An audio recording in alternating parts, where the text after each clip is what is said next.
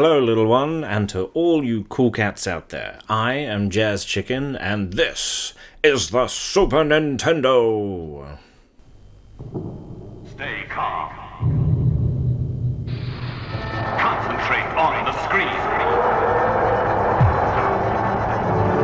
You are about to experience the future. Never before have you had to cope with advanced 3D graphics. 360-degree rotation. 96 levels. 32,000 colors.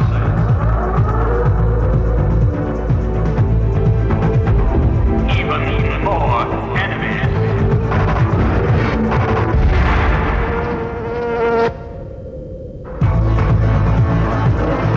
The ultimate challenge is waiting.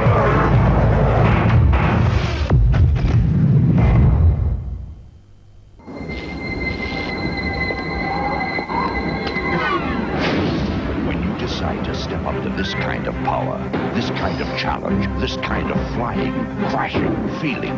When you decide to get serious, there's only one place to come, the games of Super Nintendo.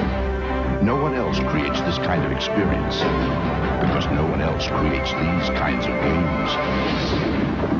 Now you're playing with power, superpower. The world's ultimate challenge has arrived.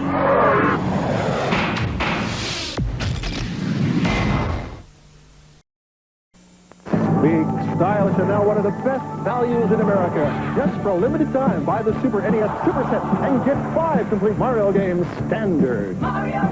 You'll find the Super Set is like no other system.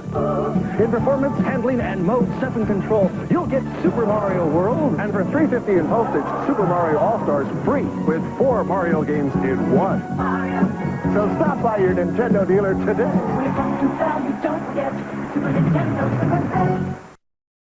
SNES, also known as Super Nintendo Entertainment System, was the first ever console your father played. It was released in the UK on the 11th of April in 1992, when your father was 5 years old. 10,000 SNES consoles were sent over to the UK and sold for £149.99 each. So basically £150. The system came with 2 controllers and a copy of Super Mario World. Many people refer to it as Super Mario Bros. 4.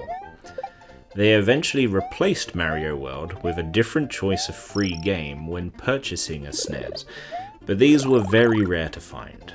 The other choice of games were Yoshi's Island and a football game called FIFA. Today, in 2023, the SNES is sold for anywhere between £8 to £3,500.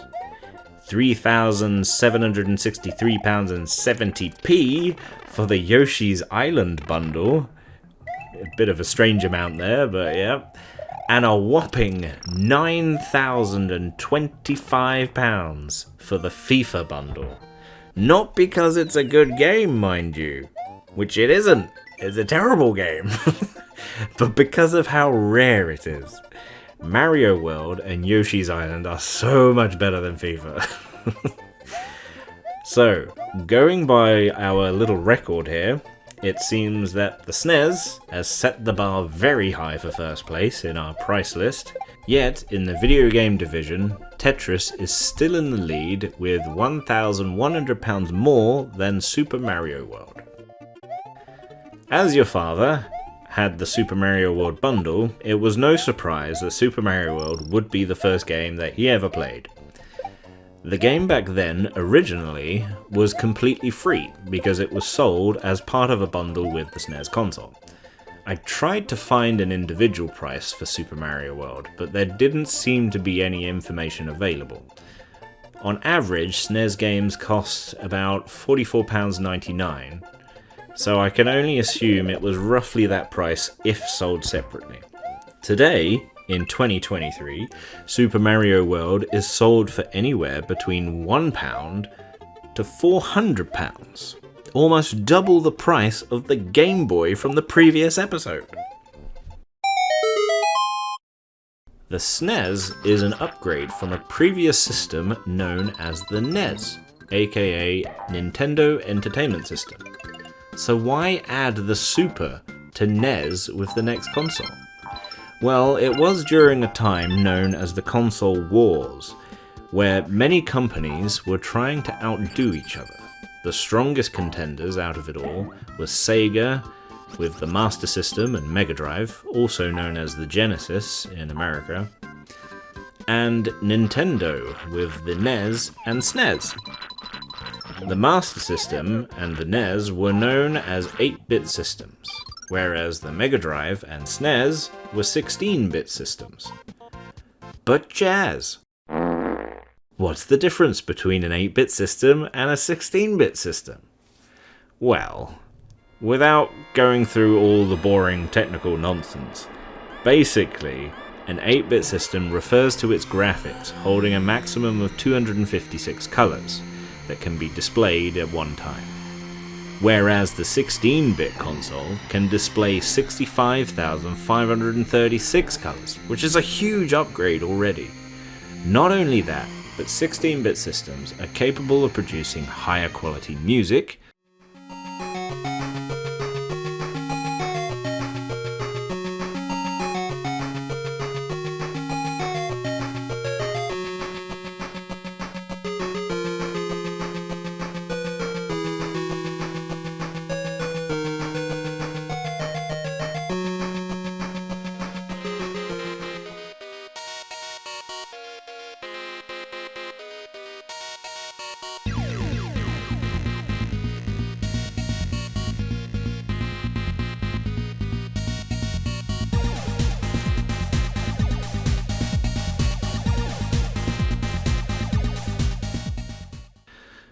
although to be fair, this wasn't always the case, as some games had just terrible music.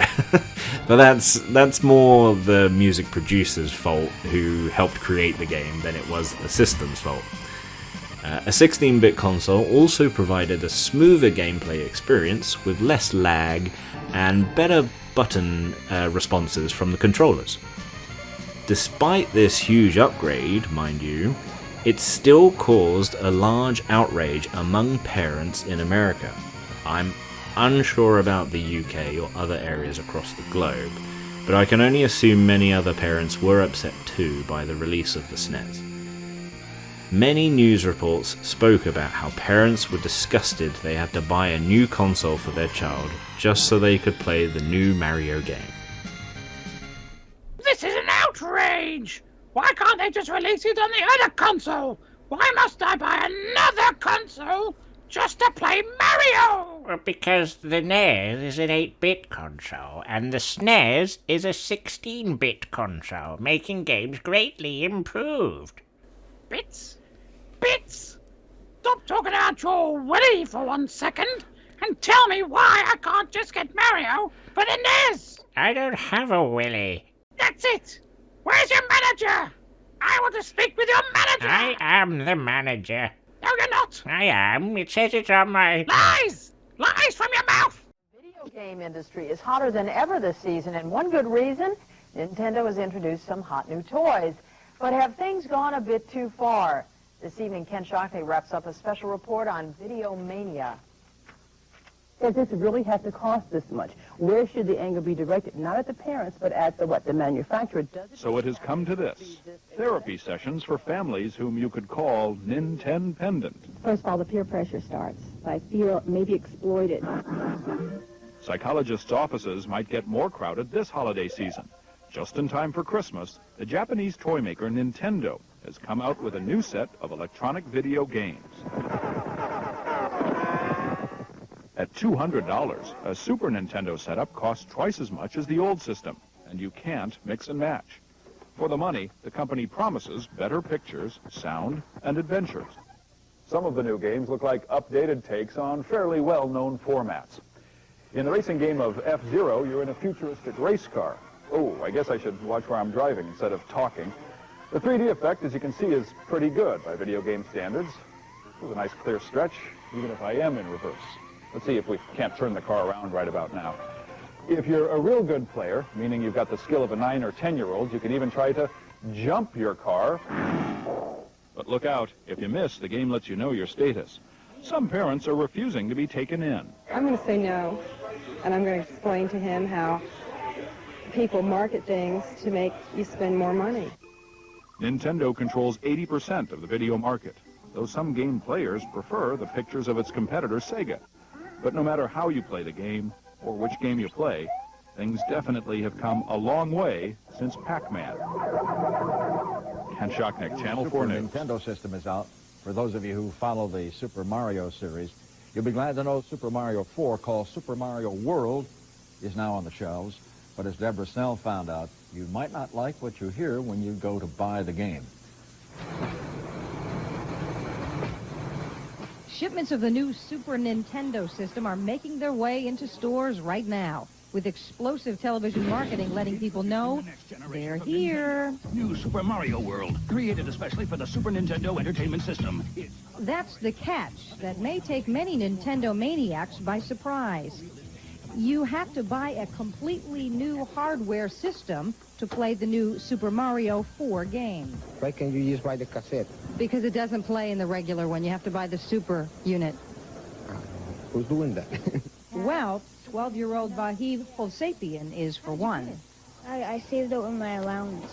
You saved up $200 by yourself? Yeah, and I had to do extra work around the house. Extra chores because of the extra cost of the new system. The old Nintendo hardware cost $99, with the cassettes ranging from $20 to $50. The new Super Nintendo system costs twice that much, with the games starting at $50.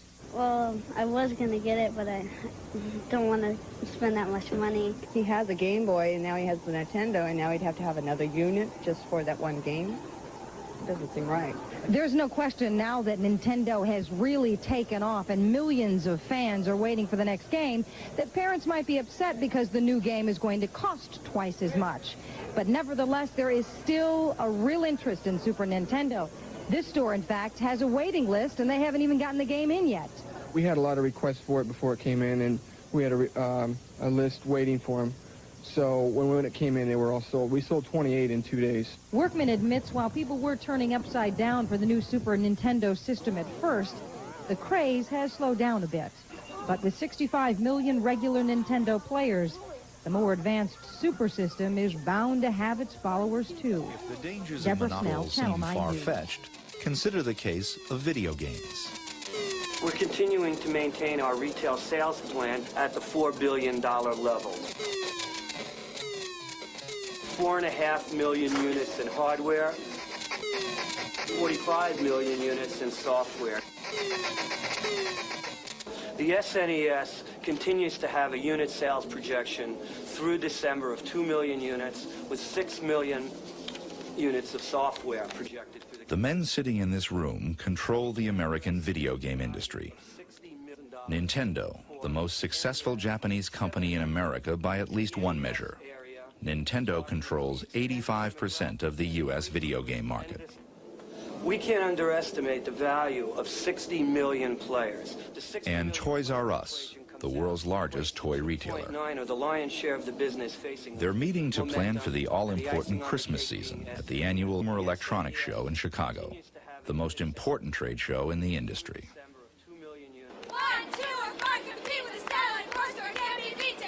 Even in a business known for flash and glitz, the Nintendo exhibit is something special.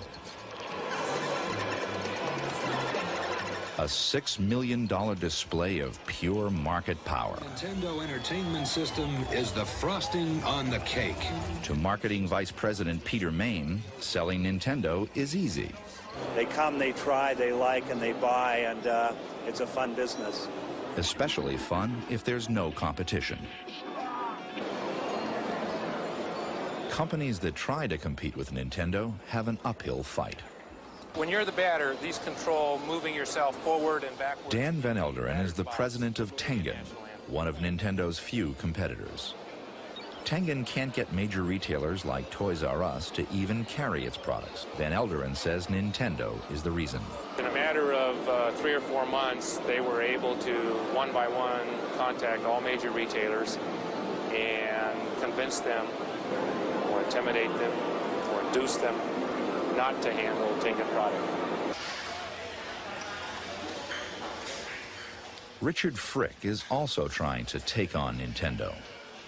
These factory workers in San Jose, California, are manufacturing video games for his company, American Video Entertainment.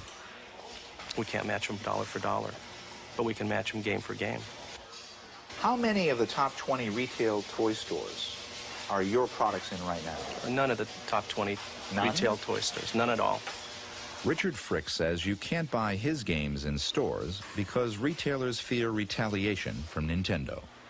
The fear they have of not receiving future products into their stores, which they very much count on for their... Fear that Nintendo will cut them off? Would cut them off, or not ship them, or undership them, the products that they need, the new hit products. What's the response you get from Toys R Us? Well, they try to be very careful about what they say. They don't want to do anything to get themselves in trouble. And more than anything else, they just say that we're not a vendor that they can deal with at this point in time. Toys R Us refused Frontline's request for an interview. It's no surprise Toys R Us tries not to offend Nintendo. Competitors claim Nintendo games represent 15% of Toys R Us revenues, but 25% of its profits. The tapes are kind of expensive, but you know, kids want it, so you got to get it for them. Parents may wonder why there's almost never a Nintendo sale. In 6 years, the price hasn't gone down at all. Not at all. Not at all. But every consumer product I can think of, these VCRs, CDs, the price always goes down. Oh, I believe that the manufacturing costs of these products have gone down significantly for Nintendo. They've just kept all that money instead of passing it on to the consumer. There's no reason for them to. There's no competition for them. Richard Frick says he can sell his games for less than $20 and still make a big profit. The Federal Trade Commission recently discovered how Nintendo keeps its prices high. Nintendo fixed prices with their dealers, wouldn't allow dealers to discount, and as a result, consumers that tried to comparison shop were just wasting their time.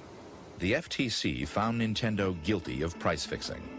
As part of the settlement, the company agreed to refund up to $25 million to consumers. It will pay the fine by offering $5 discounts for the purchase of future Nintendo products.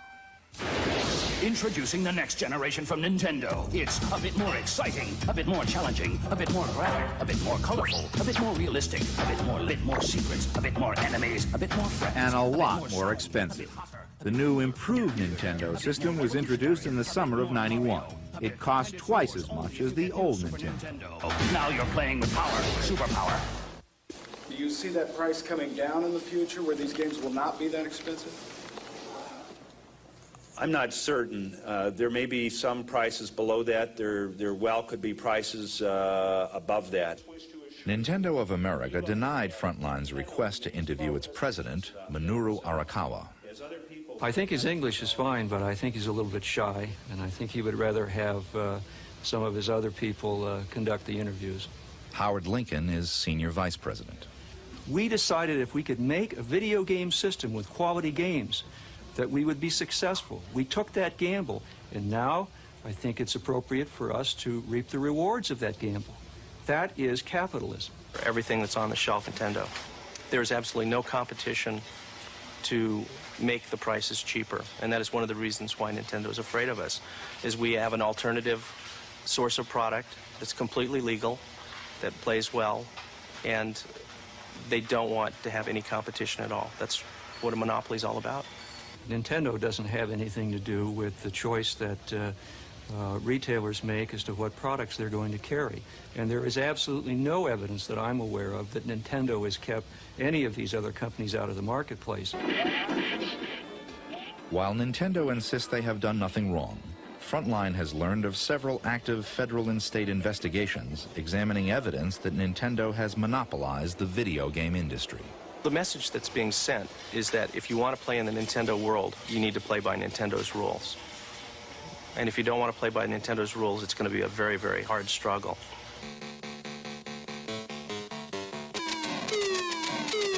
you Pappy. Got it. Yeah, I'm blowing up that prison. Oh, what's that thing? Oh, this. Nintendo has captured the imagination of America's children. But critics claim its near total control of the market gives it the power to decide what products reach consumers and at what price. Got it. It's a matter of the American public having a choice as to what they can and can't do.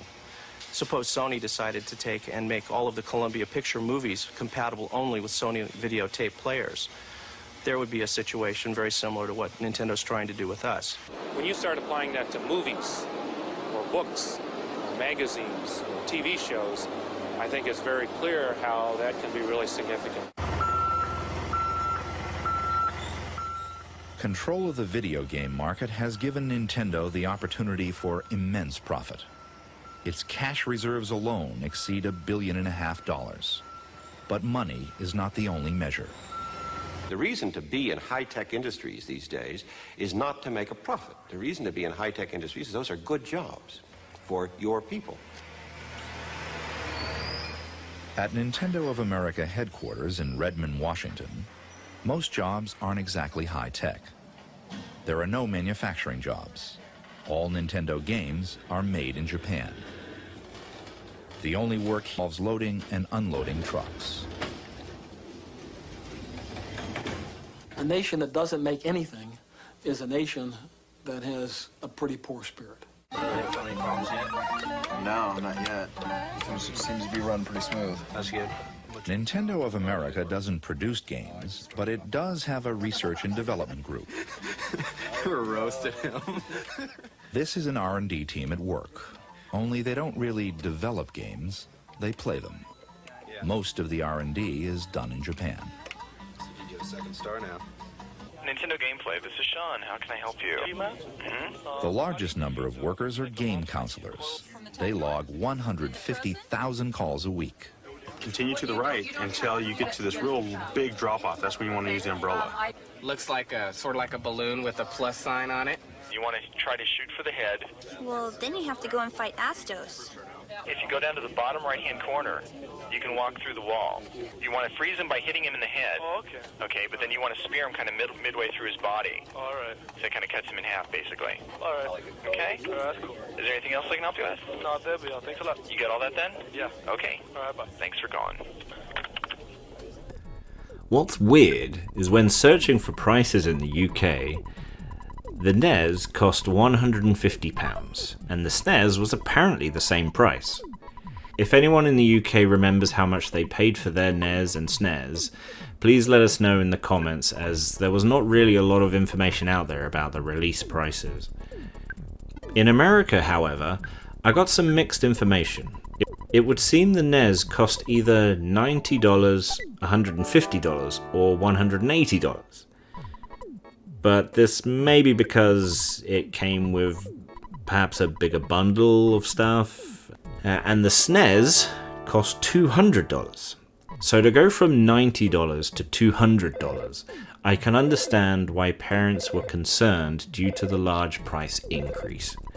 Even the video games had a bigger price tag. New NES games were $60, which eventually lowered in price over time, yet new SNES games were $80. When looking for some interesting information or facts about the SNES, I stumbled across an old Nintendo customer service training video, which you may find interesting. I won't show you the whole video though, as it does get pretty boring after a while, but the first part is quite funny. Keep an eye out for one customer who approaches the customer service advisor, and look at how disgusting his SNES console is. It's like covered in jam or blood or something. I don't know what it is. It's just some sticky red stuff.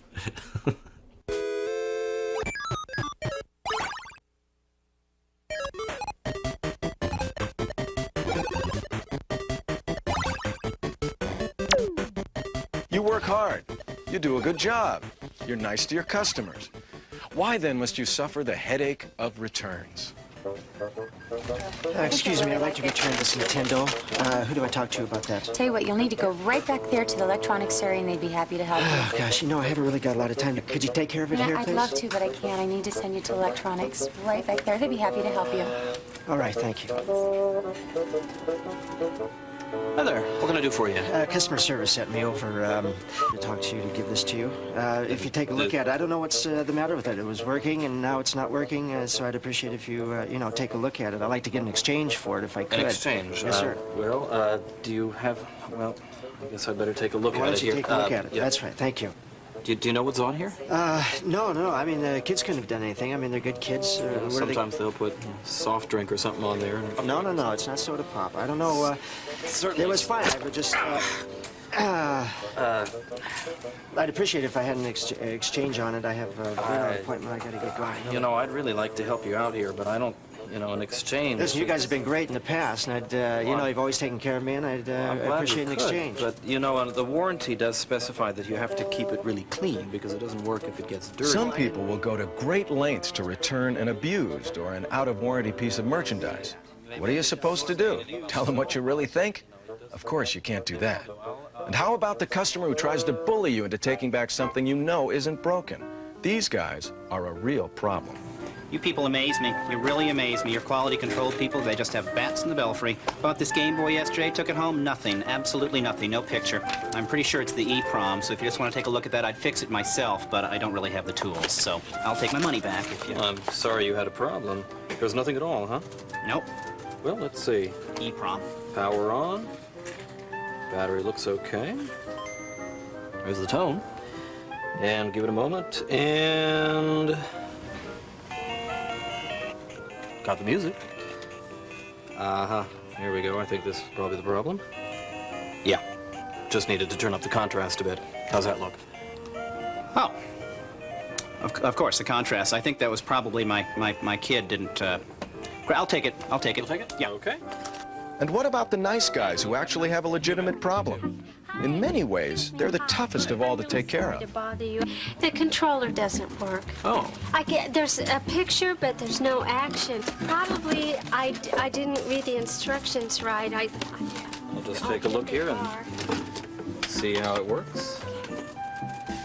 I didn't want to have to bring it in, but I just couldn't get it to work. And there you go. It's working now. Oh, look, sweetie, it's working. Oh, thank you so much. Oh, I'm Now tell me, when you plugged it in, did you put it into port number 1 or port number 2? I put it in port number 2. Uh-huh. Okay, well, plug it into number 1. Because if you put it into number 2, it won't work. Oh, I can't believe it. That's a simple mistake. I'm sorry, honey. It was really something. It's easy to see that all customers are not the same. But no matter what size or shape they come in, and no matter what kind of products they're bringing back, they all have one thing in common. They feel they have a problem. Now for the good news. Nintendo is doing something about it. Something that will make your job a whole lot easier. Could I bring you a pie later? Last year, Nintendo of America sold over 90 million pieces of Game Boy, Nintendo Entertainment Systems, game packs, and accessories. Only a small percent of those products that were returned by your customers were actually defective. An excellent track record for a high-quality product. That's why the seal of quality goes on every one of our products. In many cases, the customer simply failed to follow the simple directions packaged with their product, so they come running to you. And that's a waste of time for everybody.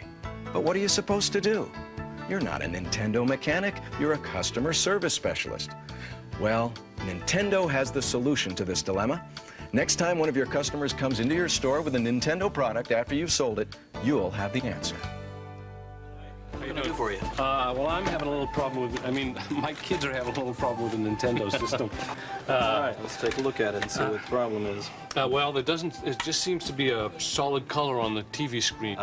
Okay, so you put the game in, fire it up. And it's just blank, solid color. Well, does it look anything like either of these two right here? Oh, the blue one. By spending a few minutes reviewing the Nintendo troubleshooting guide, you can probably answer 90% of the questions that come your way. The common problem, as you can see there, it's a result of dirty connectors. It comes from, not maintaining the equipment properly, getting a little dust and a little dirt in there. So what do I do? So what you need to do is you need to use this Nintendo cleaning kit.